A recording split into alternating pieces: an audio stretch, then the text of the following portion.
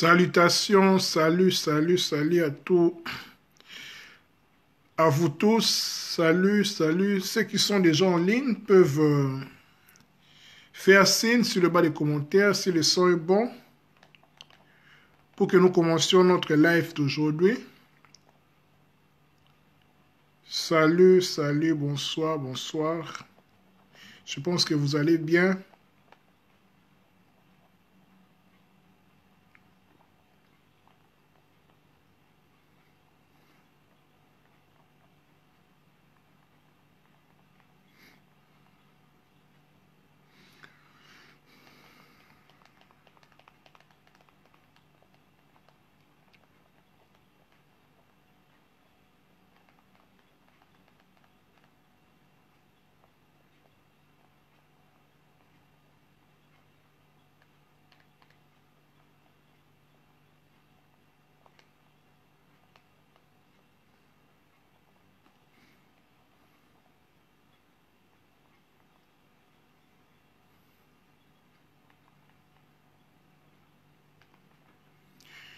Qui sont en ligne, partagez la vidéo. Voilà, ce n'est pas une obligation, mais voilà. C'est juste dans le but pour que les messages, voilà, ce que nous avons à dire puissent se propager. Je pense que le son est bon, je peux commencer. Mon live, nous allons commencer dans tout au plus 1 minute.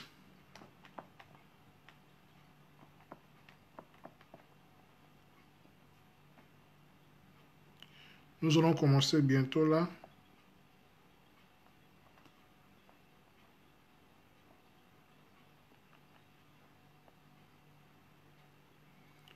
Signalez-moi si le son est bon.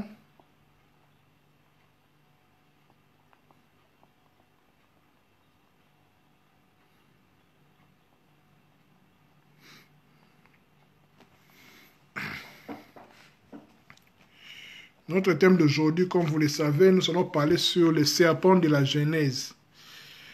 Le serpent de la Bible, hein? Voilà, de la Genèse.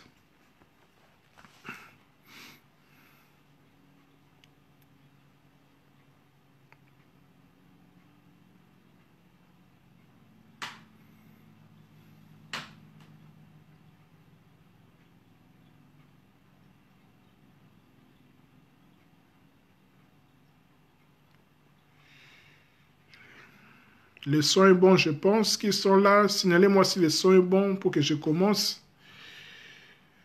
Partagez la vidéo dans le but de faire, de faire profiter aussi aux autres, à vos amis, pour comprendre ce que nous allons dire aujourd'hui, parce que c'est quelque chose de fondamental, si je peux le dire ainsi, parce que nous allons aborder un thème, je dirais un thème universel, parce que, comme vous le savez bien, la Bible est un livre universel. Partagez la vidéo, réagissez sur le bas des commentaires pour que je sache que le son est bon. Voilà, je disais que le thème d'aujourd'hui, c'est, nous allons parler sur les serpents de la Genèse. C'est un thème universel parce que ça concerne toute l'humanité. Serpent de la Genèse parce que c'est, comment je peux le dire, c'est l'un des sujets les plus, je dirais, le plus bouleversant de la Bible, du christianisme, de la foi chrétienne, voilà, de l'humanité tout entière. Voilà. Je vous salue encore. Si les sons sont bons, signalez-moi pour que je commence. Merci beaucoup, je commence déjà. En attendant d'autres personnes, la vidéo ou bien les signaux du live va apparaître dans leur fil d'actualité. Merci. Ok. Notre thème d'aujourd'hui, comme je l'ai dit, les serpents de la Genèse. Notre thème sera abordé sur 4 points.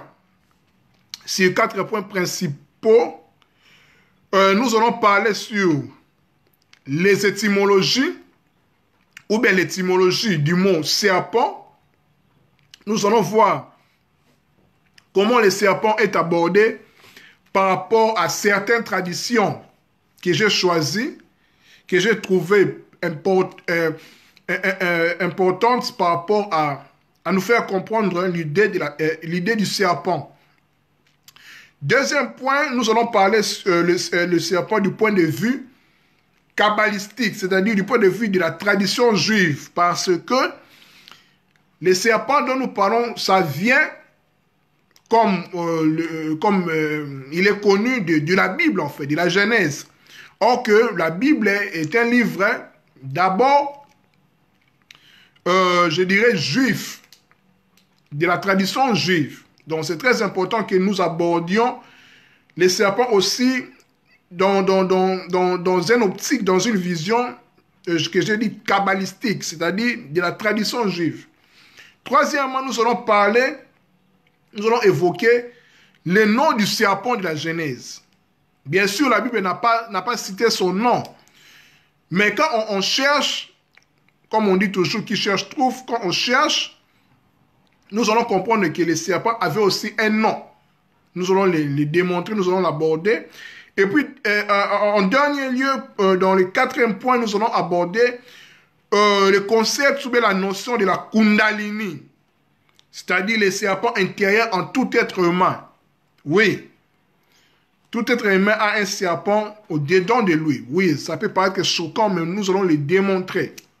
Voilà. Donc, notre sujet d'aujourd'hui, les serpents de la Genèse, 4 points que nous allons aborder. Premier point, étymologie. Deuxième point, vision kabbalistique ou bien de la tradition juive. Troisième point, les noms du serpent de la Genèse. Et puis, quatrième point, enfin, la notion de la Kundalini, les serpents intérieurs en l'être humain. Merci. Étymologiquement, nous allons parler du serpent selon 3 traditions, si je peux le dire ainsi. Étymologiquement, selon 3 traditions. D'abord, le mot serpent. D'où vient le mot serpent? Partagez la vidéo. Mettez les commentaires s'il y a des questions ou bien voilà quoi. S'il y a quelque chose que vous suggérez, vous pouvez mettre dans le bas des commentaires. Les serpents. D'où vient le mot serpent? Le mot serpent, c'est en français, bien sûr. Mais nous le savons que le français est une langue gréco-latine. Le français est classé parmi des langues gréco-latines, avec certainement le portugais, l'espagnol, l'italien. Donc, le mot serpent vient du latin serpens. Le mot serpent vient du latin serpens. Serpens qui signifie animal qui se traîne. Le mot serpent, je répète, vient du latin serpens. Comme je vous ai dit, le français est une langue gréco-latine. Vient du latin serpens. Serpens qui veut dire animal qui se traîne.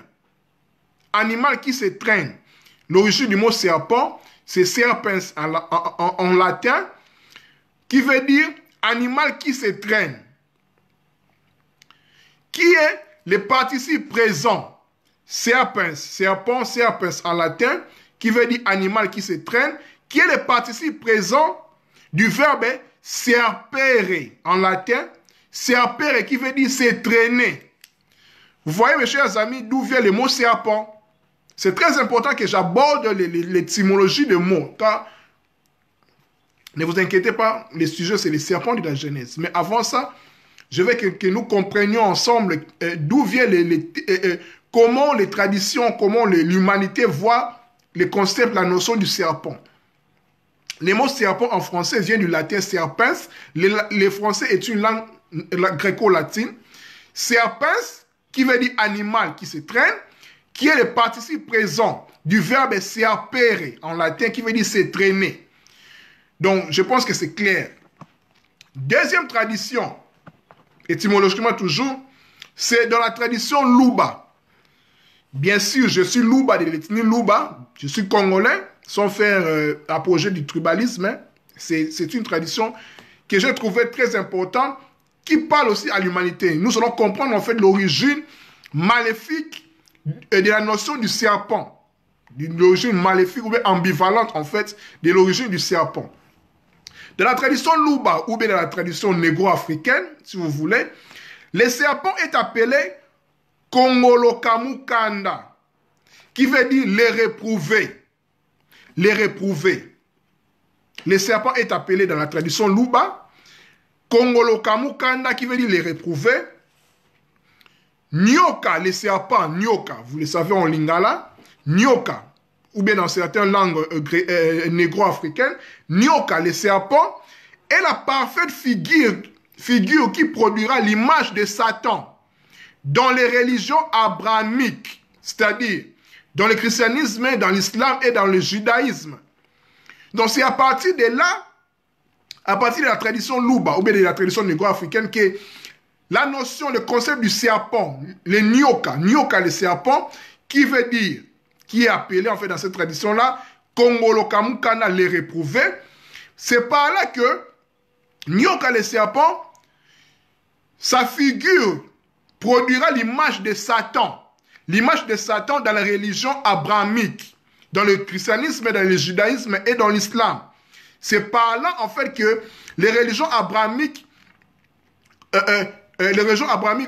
vont concevoir l'idée du serpent dans la tradition Luba, Kongolokamukanda les réprouvés. Ainsi, continuons. Le serpent, il est aussi le python arc-en-ciel. Quand nous voyons l'arc-en-ciel là, en fait, dites-vous que c'est le serpent, le python arc-en-ciel, qu'on appelle dans la tradition Luba, dans la tradition négro-africaine, Kongal ou Kongolo. Kongolo. Kongolo en fait. Kongolo veut dire arc-en-ciel, les pythons, les serpents.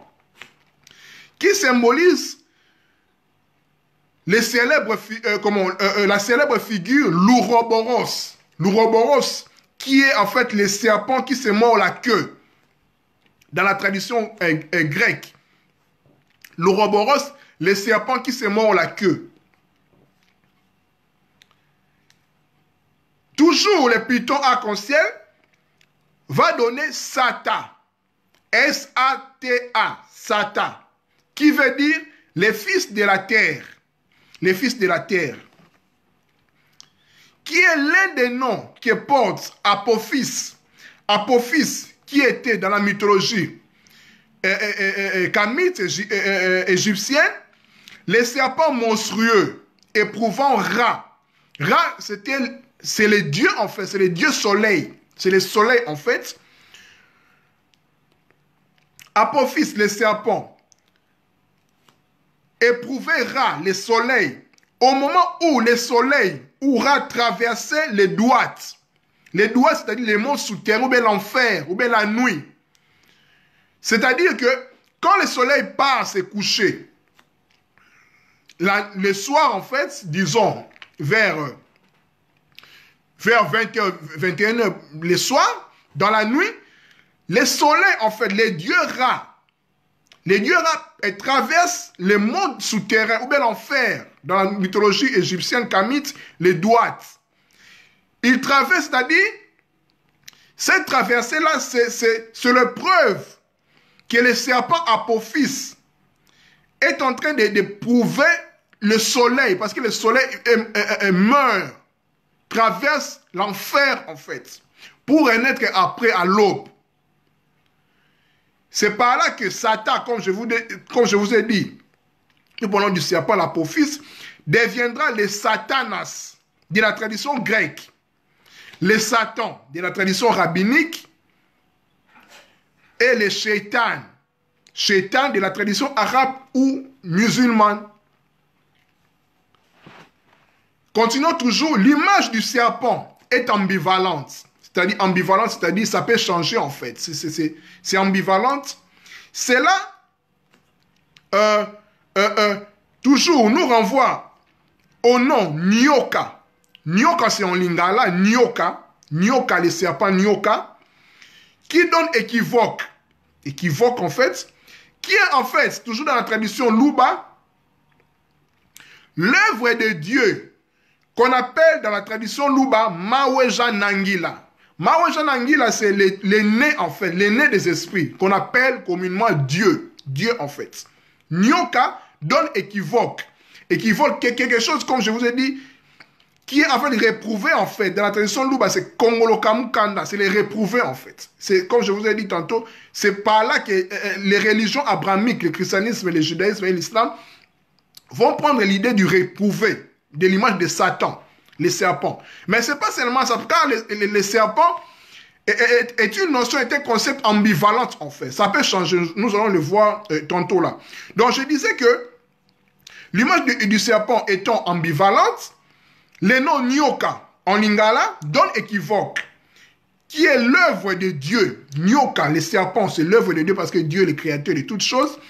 Dans la tradition Luba, c'est Maweja Nangila, l'aîné des esprits, en fait, Dieu, qui les plaça à la tête de toutes les créatures cadettes. Donc, toutes les créatures qui sont venues après, en fait, Dieu a placé les Nyoka, les serpents, à leur tête. Le mot Nyoka, qui est dérivé de Nyok, N-Y-O-O-K, Nyok qui veut dire faire souffrir. Faire souffrir. Aussi bien moralement que physiquement. L'un des rôles du serpent et du Nyoka, c'est de faire souffrir moralement et physiquement. C'est l'un de ses rôles. Les serpents manifestent une idée d'équilibre et de neutralité et désignent l'indétermination, la neutralité, l'initiation, en un mot, la connaissance. Les serpents symbolisent la connaissance. Les symboles manifestent une idée d'équilibre, de la neutralité, de l'indétermination. C'est-à-dire, comme je vous ai dit, ça joue un rôle ambivalent en fait. Et équilibrant. Voilà. Mais son rôle principal, c'est la manifestation de la connaissance. Les serpents, c'est la connaissance. C'est le symbole de la connaissance. De l'initiation. Voilà pourquoi cette idée de la connaissance, le symbole du serpent, qui use, il utilise en bien ou en mal, suivant les desseins de l'humanité, nos desseins et notre tempérament. C'est l'ambivalence du serpent. C'est par là que nous allons parler, bien sûr, qui est notre thème, du serpent de la Genèse. Son rôle entre en scène plus dans le dévoilement de l'arbre de la connaissance du bien et du mal. Après avoir compris les serpents selon la tradition Luba ou bien Kamit, aussi, où le mot serpent en français est ici en latin serpens, animal qui se traîne, participe présent du verbe serpere, c'est traîner. Nous allons voir maintenant ce qui concerne vraiment notre sujet, comme nous parlons du serpent de la Genèse, dans la tradition hébraïque, dans la Bible en fait. On parle du serpent premièrement dans la Bible, dans le livre de la Genèse, dans son chapitre 3. Dans la tradition hébraïque, en hébreu, en fait, le nom serpent, c'est dit en hébreu Narash, ben Nakash. Nakash a plusieurs significations. Siffler, chuchoter, s'adonner à la magie, chuchoter des formules, pressentir, soupçonner, augurer, enchanter, apprendre par expérience, magie, sorcellerie, oracle, incantation, enchantement, ou bien dans un sens commercial, le bronze, les reins, les cuivres, l'argent, la monnaie, chaîne, entrave. Donc bien sûr, ce qui a trait aux matériaux, ou bien à la métallurgie. Ceci nous renvoie en fait avec les serpents de Moïse, ou bien les serpents des reins. Nous allons comprendre que le mot serpent, le serpent a un lien intimement, bien sûr, lié, permettez-moi la tautologie, avec comment, la métallurgie. Parce que quand on dit les serpents d'airain, c'est en fait, on dit les serpents des serpents. Parce que le mot airain renvoie aussi au serpent. Narash, narochette. Quand nous lisons dans Jean chapitre 3, verset 14-15, quand Maître Yoshua dit, quand Moïse a élevé le serpent dans le désert, c'est la même façon que le Fils de l'homme sera aussi élevé. C'est-à-dire, à la croix, Jésus-Christ s'était identifié comme le serpent, en fait. D'où dans le désert, quand les Israélites fixaient leur regard vers les serpents, ils étaient guéris, en fait. C'est exactement avec la croyance chrétienne que quand nous voyons la croix de Jésus, nous sommes guéris. C'est ça même le symbole de la pharmacopée, de la pharmacie, les caducées d'Hermès. Vous voyez? Donc, le serpent est assimilé aussi au dragon dans l'Apocalypse chapitre 12, verset 20. Il est aussi rapproché au mot Naga, Naja, en Inde, Nagash ou Nagan. Donc, les serpents, comme nous le disions, les serpents, c'est dit en hébreu Anarash ou Anakash, qui vient du verbe naror, qui veut dire conduire. Donc, le but du serpent de la Genèse vis-à-vis de l'humanité, c'était de conduire l'humanité vers sa propre découverte. Il est aussi assimilé, comme je vous ai dit, au Satan, l'adversaire, mais pas l'ennemi.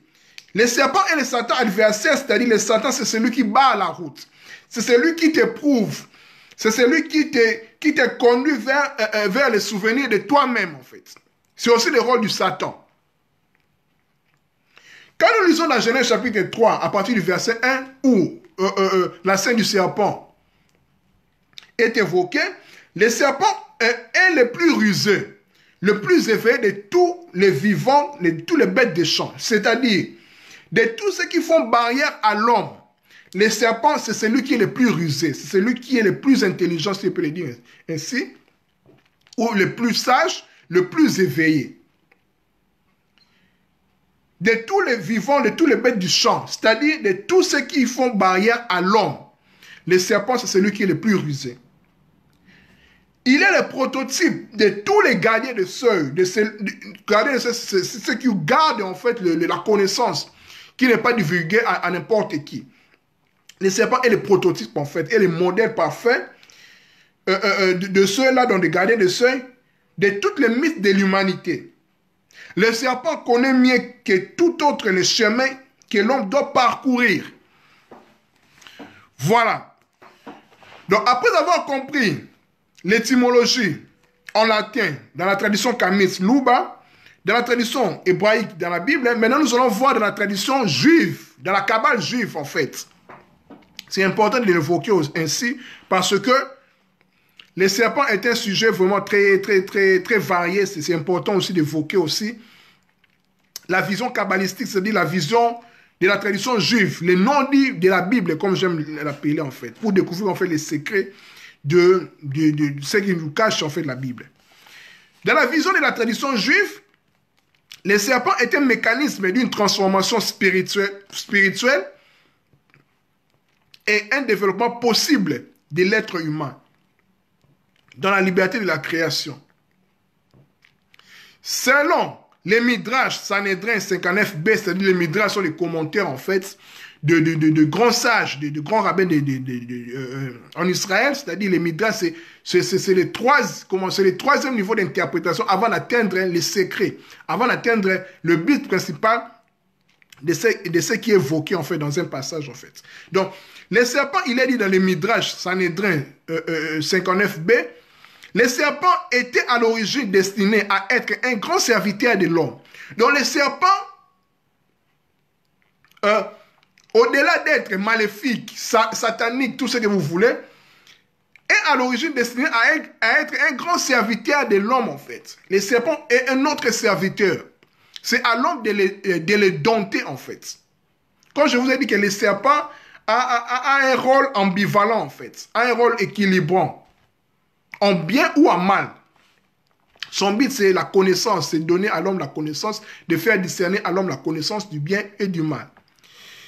Toujours dans la tradition juive, dans la vision kabbalistique du serpent, Selon les Zohar, le soleil qui est l'un des livres majeurs, en fait, si ce n'est pas en fait le livre majeur de la tradition juive, dans le Zohar, chapitre 1, verset 171a, il est dit que les serpents avaient à l'origine des jambes. Les serpents dont on parle dans la Genèse avaient à l'origine des jambes. Et qu'il fut maudit, c'est-à-dire symbole de s'élever afin d'atteindre les sommets dans l'illumination et la compréhension du divin. Vous voyez, au départ, les serpents étaient en fait, il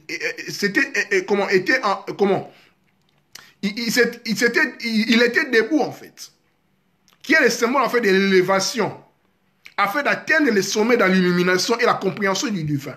Les signes de l'éveil en fait, de se mettre debout. Mais la malédiction dont la Bible évoque du serpent, selon la Genèse chapitre 3, verset 14, conditionne l'humanité à s'enfermer dans les formes inférieures de la passion. Vous voyez, donc tout ce que la Bible parle de l'être humain, en fait. Ça concerne aussi l'être humain. Parce que je vous ai dit, nous allons évoquer la notion de la Kundalini, les serpents aussi est au-dedans de nous, en fait. Ce sont des symboles, ce sont des allégories qui parlent à l'être humain. Donc, la malédiction du serpent, quand Dieu maudit les serpents dans Genèse chapitre 3, verset 14, les serpents qui avaient des jambes, qui se mettaient debout, et puis commencent à traîner, en fait, à ramper, à mordre la poussière, c'est la signification du conditionnement, de l'enfermement de l'homme dans les formes inférieures de ses passions, la sexualité, les désirs terrestres, etc. C'est par là que le serpent a été condamné comme maléfique. Autrement aussi, quand nous voyons aussi les serpents dans le livre d'Exode avec le bâton de Moïse, qui était changé en serpent, qui est aussi le symbolisme de la maîtrise que Moïse a afin de faire les miracles. Ensuite, c'est-à-dire la maîtrise de nos énergies intérieures. Donc, quand Moïse maîtrisa les bâtons qui étaient transformés en serpents, Moïse avait peur quand il tint les bâtons comme ça, par la queue du serpent, le serpent devint les bâtons. Moïse, par là, a acquis la maîtrise de ses énergies intérieures. C'est par ces bâtons-là que Moïse séparera la mer Rouge. Fera aussi des miracles. Vous voyez? Donc, on ne peut pas faire des miracles sans pour autant devenir miracle. On ne peut pas maîtriser quelque chose à l'extérieur de nous sans pour autant d'abord nous maîtriser nous-mêmes, nos passions, nos énergies d'abord intérieures. Voilà. Donc, après avoir vu, pour le premier point, l'étymologie selon les latins, comme le serpent est un mot français, vient de, comme je vous ai dit que le français est une langue gréco-latine, nous avons vu les serpents étymologiquement en latin, dans la tradition kamite, Luba, dans la tradition hébraïque dans la Bible, et puis dans la tradition juive kabbalistique, de la tradition juive en fait gardée par les sages d'Israël. Maintenant, nous allons évoquer les noms du serpent. Le nom du serpent, c'est quoi? Son nom, c'est quoi? Bien sûr, dans la Bible, on n'a pas cité le nom du serpent. Mais par les recherches, en fait, vous pouvez le faire aussi. Le nom du serpent était Samaël. Samaël, excusez-moi, c'est le serpent, en fait, qui arpente les mondes et les lieux les plus inaccessibles. Il provient des étoiles, des nuées, tout comme les siens issus de lui-même. Dans la tradition sumérienne, vers l'Irak là-bas, il est le dieu appelé Enki, le seigneur de la terre. Quand je vous ai dit au début, en fait, Satan veut dire le fils de la terre. Figurant le serpent du jardin d'Éden. Donc le serpent du jardin d'Éden s'appelait Samaël, selon la tradition juive. Et puis dans la tradition sumérienne, il s'appelle Enki. D'ailleurs, même c'est Enki, c'est lui, grâce à lui, c'est lui qui a donné l'idée de faisons l'homme à notre image, en fait. Vous voyez, c'est l'idée de l'ADN, en fait. De l'ADN qui a la forme du serpent. Ce n'est pas le sujet du jour, mais je vous mets de l'eau dans la bouche pour que vous cherchiez aussi vous-même. Voilà. Maintenant, nous allons parler en dernier lieu sur la Kundalini. Le concept de la Kundalini ou le serpent intérieur en l'être humain. Mes chers amis, mes chers frères et sœurs, mes chers amis de Facebook, mes chers abonnés, il faut savoir que toute personne, tout humain a un serpent à l'intérieur de lui. Ça paraît effrayant. Vous allez me dire, mais Kalen a ses peurs ou quoi? Mais je vais vous démontrer ça. Je pense que déjà, vous avez déjà entendu comment la notion de la Kundalini. La Kundalini, en fait, la Kundalini, l'énergie Kundalini, la force sexuelle, l'énergie sexuelle, l'énergie de la vie. C'est le serpent qui est logé, en fait, à l'intérieur de nous.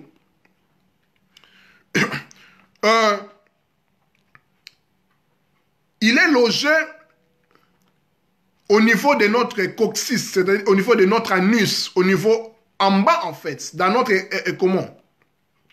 dans notre chakra racine, c'est-à-dire en bas, en fait, au fond, en fait, à notre anus, en fait. Quand vous voyez l'être humain, la suite de l'être humain, en bas, en fait, dans l'os qu'on appelle les sacrums, les sacrés, les sacrums, c'est les serpents là qui logent là. Ce n'est pas quelque chose de physique qu'on peut voir comme ça. On peut pas voir les serpents là physiquement comme ça. Parce que ici, ça renvoie à l'anatomie subtile, à l'anatomie occulte de l'être humain. Il ne faut pas oublier que l'être humain, nous ne sommes pas seulement physiques comme ça, matériels. Nous sommes spirituels, nous sommes énergie. Nous sommes corps, âme et esprit. Au-delà, nous avons 7 corps. Nous avons 9 corps selon la tradition Congo.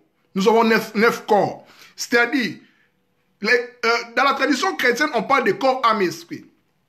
Dans la tradition Congo, on parle de 9 corps. Dans la tradition de l'Orient, on parle de 7 corps. Toutes les traditions ont raison. Mais la différence, ça se situe au niveau des détails. Quand on parle de corps physique, âme, l'âme est divisée de plusieurs couches. Il y a l'âme émotionnelle qu'on appelle le corps émotionnel, le corps des rêves. Quand nous dormons, on rêve en fait. C'est un autre corps. Quand nous pensons, c'est un autre corps aussi. On appelle le corps mental. C'est l'âme mentale et puis ainsi de suite. Et puis jusqu'à l'esprit qui est en fait l'âme supérieure. Vous voyez? Donc c'est très important que nous devons comprendre cela. Donc nous parlons de la Kundalini. La Kundalini, comme je vous ai dit, c'est le serpent intérieur en nous, c'est l'énergie sacrée. La force sexuelle, si vous voulez, la force de la vie, qui se loge en bas, au-delà de nous, en bas, au niveau du sacrum, au niveau du coccyx, l'os de l'anus. L'os de l'anus en bas. Ceci nous renvoie dans une autre interprétation pour comprendre les choses nous concernant. En parlant de la Kundalini, la première initiation d'Adam et Ève de l'humanité, en fait, consista à prendre contact avec leur force, avec une force qu'ils ne connaissaient pas. Mais cette force-là, c'était logée en eux, qu'on appelle la force sexuelle. Mes chers amis, la sexualité ne se limite pas seulement au rapport sexuel. La sexualité, c'est la vie, en fait. La sexualité, c'est la manifestation de la conscience divine sur la matière. Toute la vie est sexe. Pour produire quelque chose, il faut la participation de la sexualité. La sexualité est un principe, en fait. Les rapports sexuels, c'est juste la manifestation. C'est juste une fréquence basse de la sexualité. La sexualité, c'est la vie. La sexualité, c'est la vie. Voilà. Continuons. Donc, nous avons compris que quand on parle du serpent de la Genèse, en fait, on comprend que son but principal, en fait, c'était d'initier, de faire connaître à Adam et Ève, à l'humanité, donc à nous, à nous faire comprendre, à nous faire mettre en contact avec une force que nous ne connaissions pas, en fait. C'est-à-dire que Adam et Ève ne connaissaient pas l'humanité. C'est-à-dire, cette force-là, c'était la force sexuelle, l'énergie sexuelle, qu'on appelle la Kundalini, qui se loge au-dedans de nous, en bas, comme je vous ai dit, dans les sacrums, dans l'os de l'anus, qu'on appelle coccyx, ou bien chakra racine.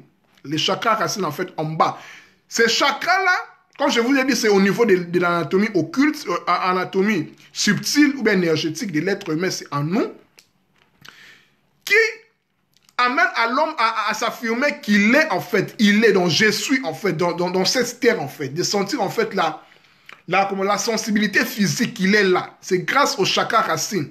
Donc à cet ancrage dans la matière en fait, sur la terre, je suis là, c'est grâce au chakra racine. Ok, continuons.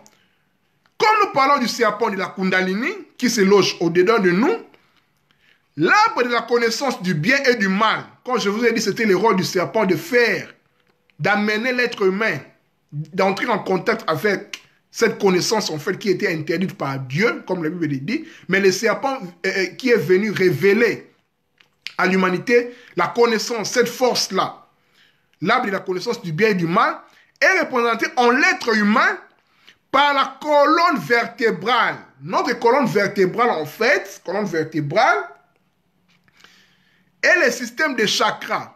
C'est-à-dire, notre colonne vertébrale, c'est un serpent. C'est le serpent, en fait. C'est le serpent, en fait. C'est le serpent. Donc, c'est l'image du serpent, en fait. Mes frères et sœurs, j'insiste beaucoup parce que quand nous lisons la Bible, il faut se dire que la Bible, la lettre est dessus. Mais l'esprit de la lettre vivifie, sauve. Quand nous lisons la Bible, il faut se dire que la Bible est en train de nous parler. Parce que la Bible est un livre universel. Et c'est un livre initiatique. C'est un livre de mystère. Donc quand on parle des jardins d'Éden, Adam, Ève, les serpents enroulés autour d'un arbre, dites-vous que ça nous parle, ça te parle, mon frère, ma soeur. Ça te parle, ça nous parle, ça parle à l'humanité. Les serpents qui est enroulé autour d'un arbre, c'est-à-dire l'arbre là, c'est ta colonne vertébrale. C'est ta colonne vertébrale. Adam et Ève, c'est les deux pôles en toi, le pôle masculin et le pôle féminin, qu'on appelle en Orient Ida, qui est le pôle féminin, et Pingala, qui est le pôle masculin, et au milieu, c'est l'énergie Shushuma. Ce sont des termes compliqués, mais comprenez en fait, pour ne pas vous perdre. Adam et Ève, ce sont des principes qui sont en nous. Le principe mâle et le principe féminin, les deux côtés de nous, séparés par l'arbre, la colonne vertébrale. Le serpent, maintenant, est levé, est en bas. Comme je vous ai dit, comme nous parlons de la Kundalini, le serpent qui est à l'intérieur de nous, dort, est levé en bas, en fait, est enroulé, en fait. Dans les chakras racines, là, dans l'os, dans le sacrum, dans l'os de l'anus, le coccyx. C'est subtil, en fait, tout cela. C'est l'anatomie subtile, occulte, en fait. Nous sommes énergie, nous ne sommes pas notre corps, en fait. Vous voyez? Donc, c'est moi bien. Donc, maintenant, le rôle de ce serpent, de cette énergie-là, la Kundalini, la force sexuelle, la force de la vie, son rôle maintenant est de monter, en fait. De monter dans le sens sinusoïdal. Voilà, comme ça, enroulé comme ça, les serpents. Voilà. Comme l'Aden, comme je vous ai dit, l'Aden, en fait. Voilà. Donc, c'est-à-dire ici, l'arbre de la connaissance du bien et du mal est représenté en lettres humaines par la colonne vertébrale. Et le système des chakras. Les chakras, j'ai fait une vidéo, bon, je peux répéter la répétition de la main de la science. Les chakras, en fait, sont des centres énergétiques qui sont, en fait, qui se situent sur l'axe de notre colonne vertébrale. Donc, c'est-à-dire que quand au serpent enroulé dans l'arbre, en fait, quand vous voyez l'image d'Adam et Ève, c'est cette image-là, l'iconographie-là, dites-vous que ça parle de nous. Les serpents-là enroulés au bas de l'arbre ou autour de son tronc, c'est la force de la Kundalini. La Kundalini qui veut dire aussi, la flamme qui fait vivre, qui fait vibrer l'être humain, en fait. C'est une énergie très puissante. C'est un feu, en fait, qui est en l'être humain. C'est la force Kundalini, c'est la force sexuelle. C'est la force de la vie. Quand je vous ai dit que la sexualité ne se limite pas seulement au rapport sexuel. Les rapports sexuels, c'est juste une fréquence animale, un besoin animal pour nous produire, en fait, en perpétuité. Vous voyez. Mais, dans un sens profond, la sexualité est liée à la vie. la vie et sexualité en fait. La sexualité, c'est la manifestation de la conscience divine dans la matière. C'est ça la sexualité. Donc c'est aussi à nous. Parce que l'être humain est un cosmos, est un microcosme. Tout ce qui est au dehors de l'être humain, c'est en lui aussi. Donc tout ce qui est dans l'univers, c'est synthétisé dans l'être humain. Voilà. Donc, continuons. La force de la Kundalini, c'est-à-dire, dans l'être humain, dans toi, en fait, dans tout homme, au-delà de son corps physique, il possède aussi des corps subtils, comme je l'ai dit, le corps éthérique, le corps astral, le corps mental, au niveau de son âme et de son esprit, qui se situe sur l'axe de la colonne vertébrale. Ces centres subtils sont appelés les chakras. Ce sont les centres subtils énergétiques qui n'ont pas de rapport avec le physique, en fait. C'est-à-dire ça entre dans l'anatomie occulte, dans l'anatomie subtile, énergétique de l'être humain. Parce que nous sommes multidimensionnels. Nous sommes énergie. Nous ne sommes pas notre corps, en fait. Nous sommes immortels. C'est pour ça que je dis toujours que la mort n'existe pas. La mort est une illusion. Quand nous allons mourir, entre guillemets, nous allons continuer à vivre car la vie est éternelle. Voilà. Il y a 7 chakras connus, en fait, bien sûr, il y en a 12 même au-delà, mais 7 qui est connu, en fait, parce que les 7, le chiffre 7, c'est le chiffre de la perfection. C'est le chiffre divin, comme vous le savez dans la Bible. Il y a 7 chakras. Je vais les citer vite. Premier chakra, ça se situe au niveau de notre anus. Là où se loge en fait les serpents enroulés Kundalini. Ces serpents-là qui se logent là. Au niveau de notre coccyx, au niveau de notre anus. Deuxième chakra, ça se situe au niveau de nos organes génitaux en fait. Pénis, vagin, gonades, tout ce que vous voulez. Des glandes surrénales, voilà. Troisième chakra, excusez-moi, ça se situe au niveau de notre plexus solaire, c'est-à-dire au niveau de notre bas-ventre ici.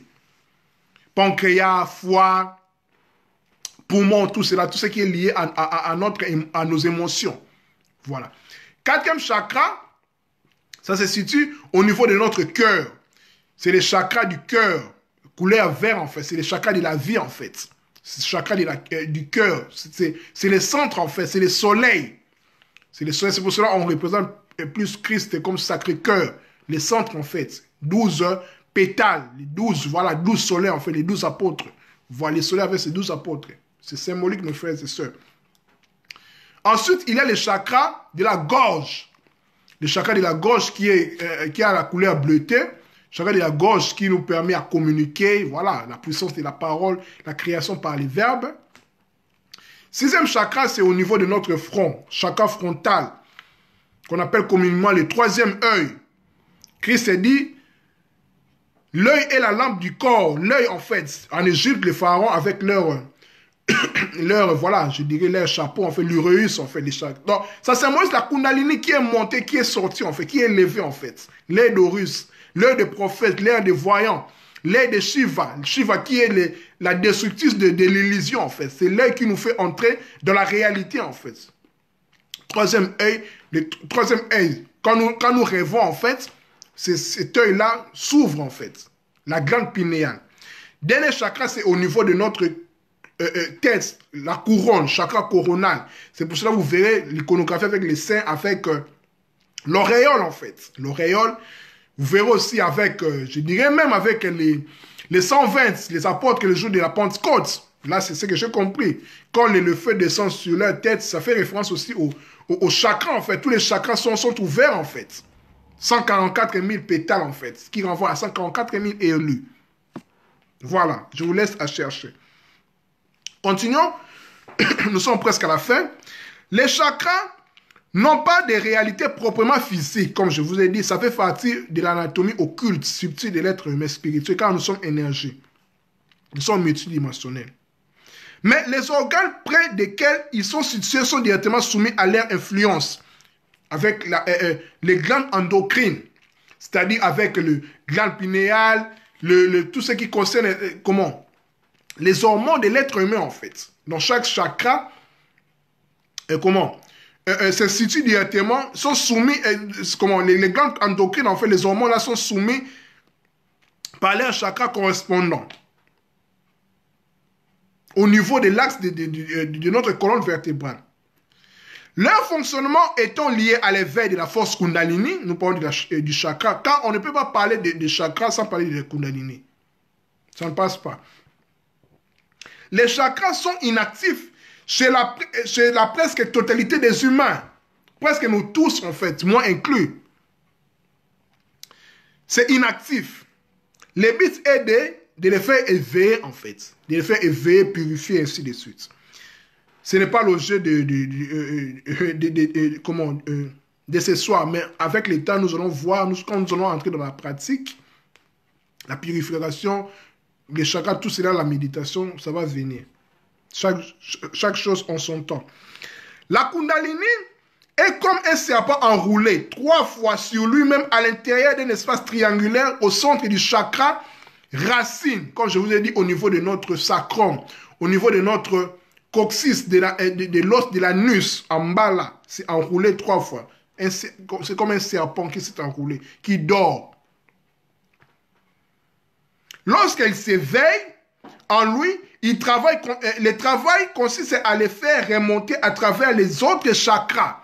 Ça commence à monter, premier chakra, deuxième chakra, troisième, quatrième, jusqu'en haut.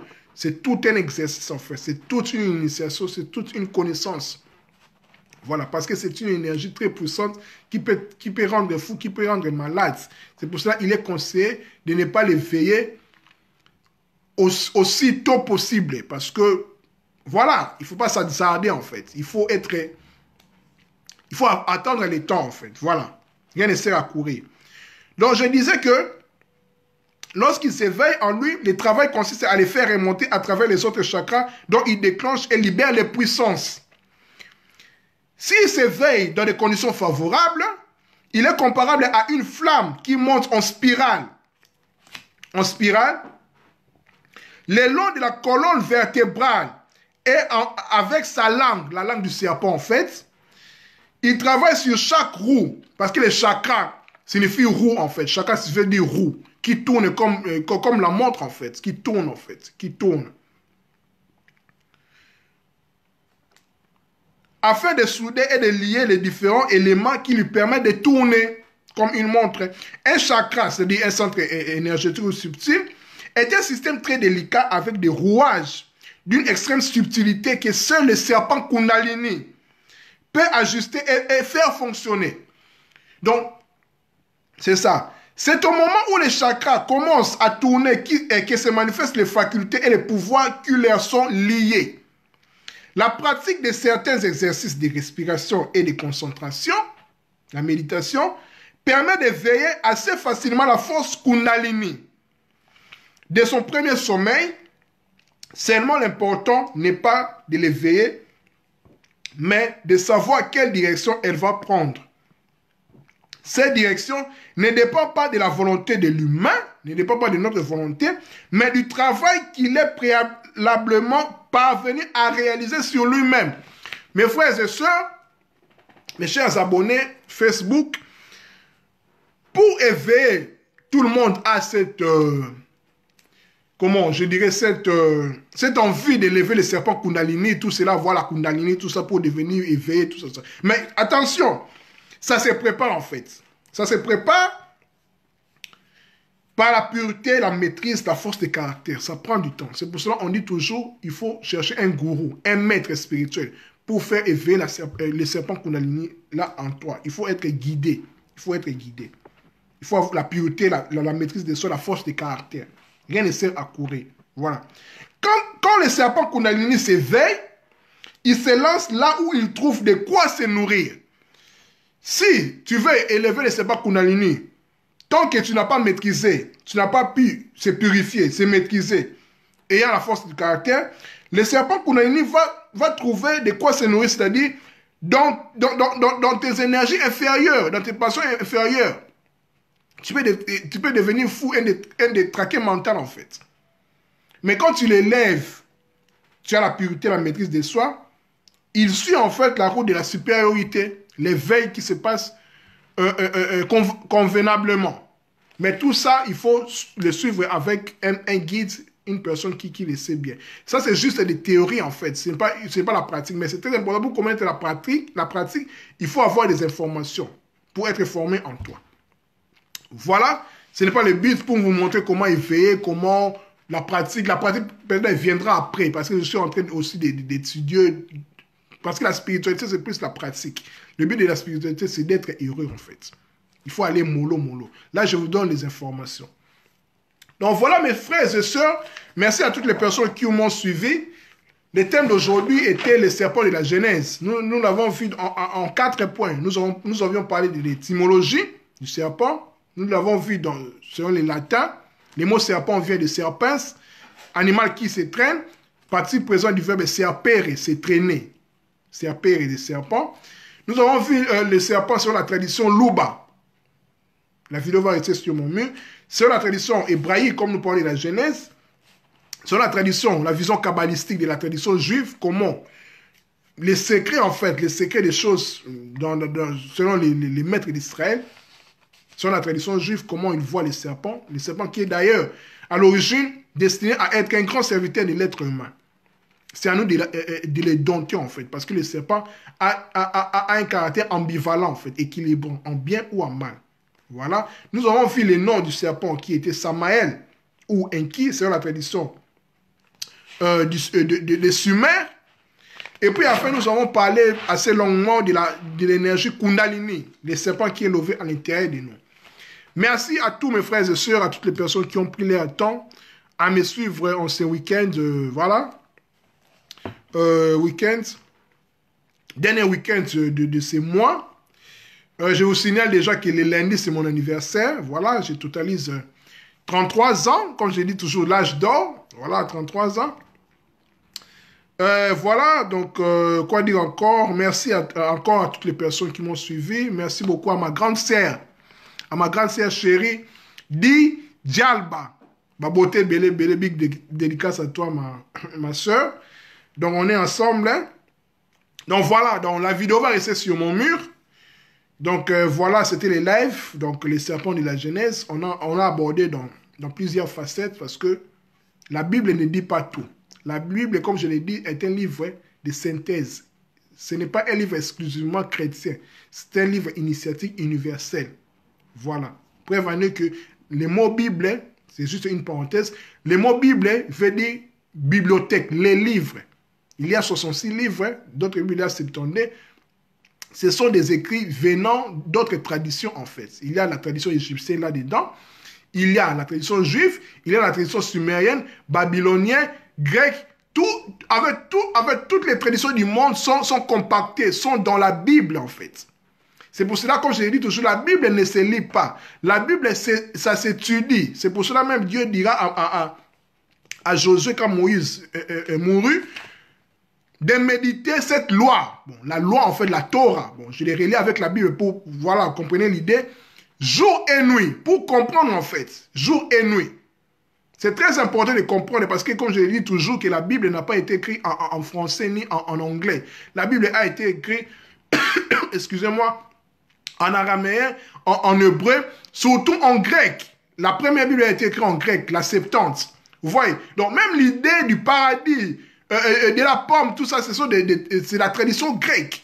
Donc, si on n'a pas cette, la façon de voir la chose de cette façon, on va taper à côté, en fait. C'est pour cela que beaucoup de personnes peuvent se moquer. Oh Dieu, la Bible, la pomme, pourquoi la pomme, tout ça. Ce sont des allégories, ce sont des codes. La lettre est dessus. Il faut entrer là-dedans. La Bible, comme je dis toujours, que la Bible n'est pas un livre de petits enfants. Non, la Bible est un livre initiatique. Mes frères et sœurs, c'est très important. La Bible, ça s'étudie. Il y a des merveilles dans la Bible là-dedans. Bien sûr, je comprends mes frères et sœurs aussi. Kamit, pour ne pas les versets. Voilà, ce sont des stigmates de la colonisation, tout ça, je comprends en fait. Mais il faut comprendre que dans la Bible, il y a la sagesse kamit aussi là-dedans. Même les rabbins et même juifs d'Israël reconnaissent que derrière la Torah, les 5 livres de Moïse, il y a l'Égypte là-dedans. Preuve en est que quand il quitta, ils étaient libérés de l'Égypte, ils ramenèrent, en fait, les Israélites ramenèrent l'or et l'argent, qui sont les sements de la richesse de l'Égypte, en fait. C'est la connaissance. Moïse lui-même était initié dans toute la sagesse de l'Égypte antique. Vous voyez? Donc, chers Kamites, chers Africains, moi aussi, quelque part, je suis Kamite. Bien sûr, je ne suis pas Kamite, c'est partisan, mais pratiquant, mais je suis un noir. Donc, dans la Bible, c'est la sagesse de l'Égypte, là. C'est la sagesse de l'Égypte. Car l'Égypte, c'est la lumière du monde, si je peux le dire ainsi. C'est l'Égypte, en fait, qui a nourri toutes les traditions du monde. Donc, la Bible parle aussi de l'Égypte. Donc, il y a beaucoup de choses à dire par rapport à cela. C'était juste une parenthèse pour nous faire comprendre qu'il faut aborder la Bible d'une façon, comment je peux le dire, avec humilité. Avec humilité, chercher en fait, chercher à comprendre. La Bible, ça s'étudie, ça ne se lit pas. Vous voyez? Donc, il y a beaucoup à dire par rapport à cela. Donc, merci encore. Merci beaucoup, merci. À nous revoir, je dirais, bon, je ne sais pas par rapport à un autre live, peut-être que le mois prochain, si Dieu nous garde, quand je l'ai dit, lundi c'est mon anniversaire, 33 ans de vie sur Terre. Donc, voilà. Nous sommes ensemble, nous allons continuer toujours à propager la connaissance. Voilà. Voilà. Tout ce que j'ai dit, c'est ma connaissance. C'est ma connaissance, c'est ma façon de voir des choses, c'est ma vérité. C'est ce que j'ai compris. Sans pour autant être prétentieux, c'est ma vérité. Voilà. Donc, je suis ouvert à toutes les critiques, avec respect, à tout échange par rapport à cela. Donc, c'est ça même le but. Voilà. Le thème d'aujourd'hui, c'était les serpents de la Genèse. Merci beaucoup. À nous revoir la prochaine fois. Bon week-end à vous. Prenez soin de vous-même. Que Dieu vous garde. Bisous. Que l'amour règne dans nos cœurs. Que Dieu vous bénisse. Bisous. Bye bye.